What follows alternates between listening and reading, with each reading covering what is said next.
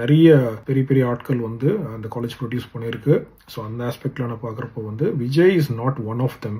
ஏன் he is not one of them அப்படின்னு சொல்கிறேன்னா, அங்கே வந்த பிறகு அவர் ஏதோ ஒரு கஷ்டப்படுற ஃபேமிலி, அங்கே வந்த பிறகு தான் அவர் மாறி அவர் வந்துட்டு அவரோட ஸ்கில்ஸ் எல்லாம் க்ரோ பண்ணிக்கிட்டு மூவியில் வந்து ஷைன் ஆகிருக்காரு அப்படின்றது கிடையாது. அவர் ஏற்கனவே வந்து is basically nepo kid. So nepo கிட்னா அவங்க ஃபேமிலி வந்து ஏற்கனவே அந்த ஃபில்ம் இண்டஸ்ட்ரியில் இருந்திருக்காங்க. இது ஆர் எஸ்டாப்ளிஷ்ட். அவங்க அப்பா ஒரு director.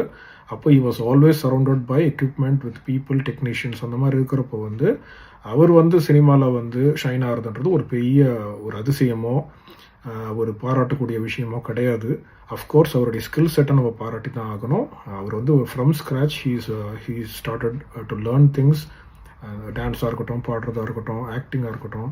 So he became like a household name இல்லையா. ஸோ விஜய்னாலே வந்துட்டு lot of people call him like Thalapathy இதெல்லாம். But fact to the matter is there are lot of other talented people